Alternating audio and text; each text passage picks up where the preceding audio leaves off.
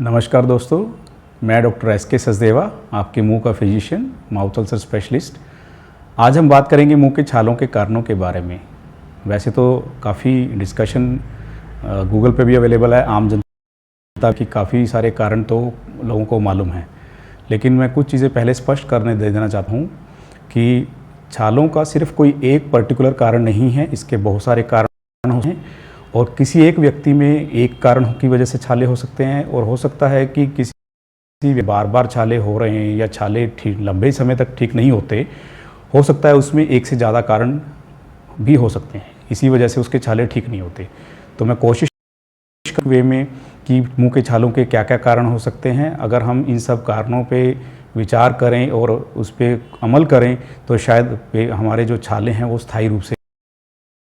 तो जो सबसे पहले कारण आम जनता में सबको मालूम है कि जैसे ही हम कहीं पे लेक्चर के लिए जाता हूं तो कि छालों का क्या है, छाले तो पेट की गर्मी की वजह से होते हैं। तो जो सबसे पहला कारण एक आम पब्लिक में सामान्य लोगों पर जो माना जाता है वो पेट की गर्मी, पेट की कब्जी, पेट की सफाई का ना होना माना जाता है। दोस्तों, मैं एक चीज़ क्लियर कर देना चाहता हूँ कि ये एक कारण है कि जिसकी वजह से मुँह में छाले होते हैं, बार बार होते हैं, पर ये इकलौता कारण नहीं है जिसकी वजह से कि सारा ट्रीटमेंट जो है हम इसके ऊपर डायरेक्ट कर देते हैं कि हम कब्जी ठीक कर लें, पेट साफ़ कर लें तो हमारे छाले ठीक हो जाएंगे। ऐसे बहुत सारे पेशेंट हैं जिनको पेट की कोई तकलीफ नहीं होते। तो जो सबसे पहला कारण है पेट की गर्मी, पेट में कब्जी होना, पेट का साफ़ ना होना, ये सारा सबसे बड़ा कारण माना जाता है। मैं भी यही कह रहा हूँ कि ये एक प्रमुख कारण है पेट की समस्या का। तो जो अगला कारण है, क्योंकि वो पेट की चमड़ी से ही जुड़ा है, तो वो है सबसे इम्पोर्टेंट, क्योंकि मैं ओरल फिजिशियन हूँ, मैं बात करूँगा मुंह की चमड़ी के बारे में।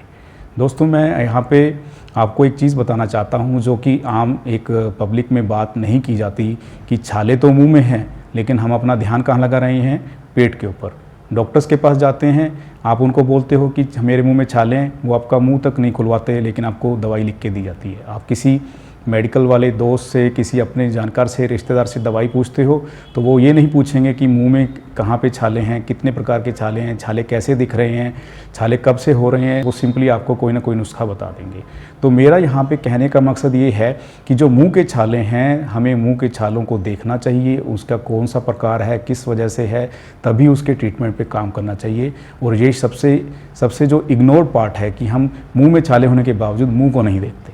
अगर हमारे पेट में दिक्कत है तो हम पेट का चेकअप करवाते हैं, लेकिन मुंह में छाले होने के बाद भी हम मुंह को चेकअप नहीं करवाते। पेट का चेकअप करवाएंगे, लीवर के गर्मी का चेकअप करवाएंगे, ब्लड टेस्ट करवाएंगे, लेकिन मुंह के अंदर झांक के नहीं देखते कि मुंह के अंदर छाला कहाँ पे है। हो सकता है वो किसी दांत की वजह से हो। तो जो हमारा एक आगे की सीरीज़ रहेगी वो पूरे मुंह के ऊपर रहेगी, क्योंकि जो हमारी जो सारी सीरीज़ है उसका जो बेसिक मोटिव है वो है oral health for overall health, मतलब स्वस्थ मुँह स्वस्थ शरीर के लिए। तो मुँह के अंदर जो गंदगी है, मुंह के अंदर कोई दांत तीखा है जो हमें चुभता है, उसकी वजह से छाले हो सकते हैं।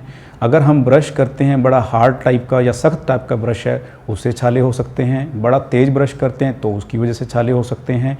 और अगर कोई भी व्यक्ति बतीसी पहनता है, जबाड़ा पहनता है, अगर वो कहीं से तार चुभ रही है, उसकी वजह से छाले हो सकते हैं। या कई बच्चों में आपने देखा होगा टेढ़े मेढ़े दांतों की वजह से तार लगी होती है, तो उसकी वजह से भी छाले हो सकते हैं।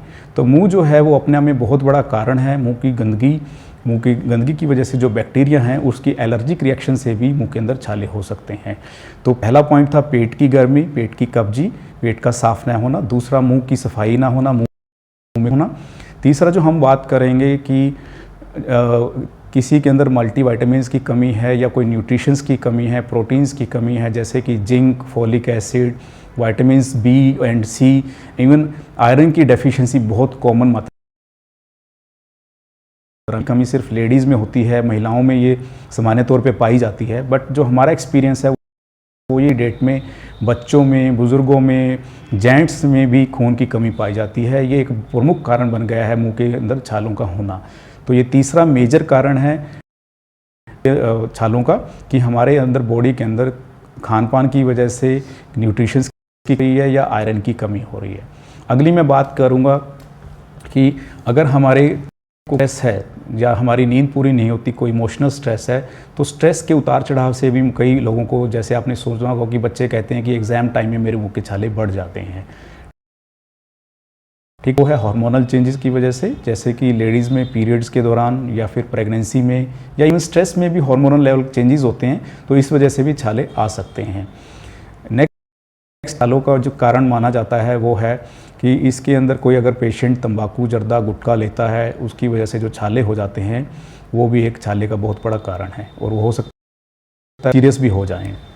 अगला जो कारण है छालों का, हो सकता है कि जैसे कुछ लोग कहते हैं कि मैंने एक पर्टिकुलर खाना खाया, या मैंने कोई बादाम खाए या चॉकलेट खाई, चीज़ खा ली, या आम खा लिए, या कुछ ऐसे कुरकुरे टाइप का पैकेट खा लिया, या कुछ भी पैकिंग फूड खा लिया, उससे मुझे एकदम सडनली छाले हो गए, जबकि मुझे आज तक कभी कोई छाले नहीं हुए।